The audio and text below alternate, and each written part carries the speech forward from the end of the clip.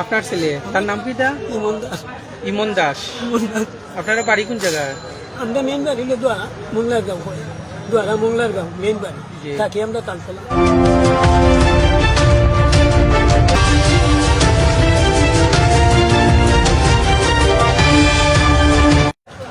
তালতলার তালতলাতে বাসা। ঘটনাটা আসলে কিভাবে ঘটছে? ঘটনা তো রাত্রে গেছে চা খাইতো, ওই যে সেগাট কিতারে একটা করছে হোটেল, ওগুলো চা খাইয়া আইতে সময় ঘটনা করছে। কয়জন তারা আছে? তারা তিনজন, একজন নামাই লিছে সামনে খুলে রো, হ্যাঁ। আর তারা দুই ভাই আইছে। তারা কি তাত আছে? বাইক আছে, বাইকে? বাইক আছে। বাইকে কি তার লাগি?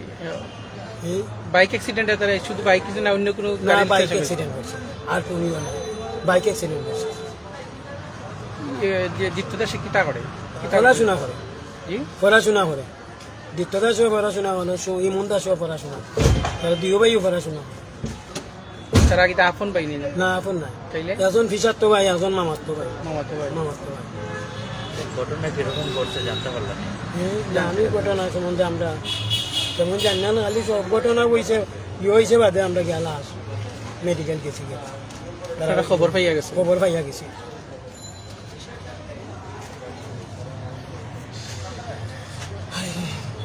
তারা কই ভাই বোন? আমার দুই ছেলে এক মেয়ে। আপনার দুই ছেলে এক মেয়ে। আর ইমন? আর ইমন ও আমারও, আর ইমন দীপ্ত? তারা দুই ভাই আর এক বোন। দীপ্ত? আর দ্বিতীয় তারা দুই ভাই। দীপ্ত তারা দুই দুই ভাই। ভাই। এই নিল বড়জনের ছোট জন দ্বিত্ব, আমারও বড়জনের ছোট জন।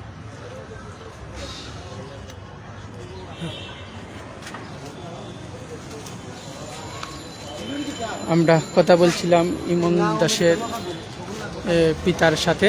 তিনি জানিয়েছেন দীপ্ত ইমন তারা একজন মামাতো ভাই আর একজন ফুফাতো ভাই। তারা আসলে 17 জানুয়ারি রাতে তারা তালতলা এলাকায় গিয়েছিলেন তারা চা নাস্তা করার জন্য। আসার পথেই কিন্তু মোটরসাইকেল দুর্ঘটনায় এই দুজনের মৃত্যু হয়। গত 2 দিন উসমানী হাসপাতালে পোস্টমর্টমে ছিল। পোস্টমর্টম শেষ করেই কিন্তু তাদের লাশ পরিবারের কাছে হস্তান্তর করা হয়েছে। আপনারা দেখতে পাচ্ছেন এখানে এই দুইটি লাশ কিন্তু অ্যাম্বুলেন্সের মাঝে রাখা হয়েছে। আত্মীয় স্বজন যারা আছে, প্রতিবেশী যারা আছে তাদেরকে দেখানো হচ্ছে শেষবারের মতন। আসলে যারা বাইক চালান আপনারা সব সময় সাবধানতাবশত বাইক চালাবেন, কারণ এই বাইক দ্রুতগতিতে চালাতে গিয়েই কিন্তু দুর্ঘটনা ঘটে।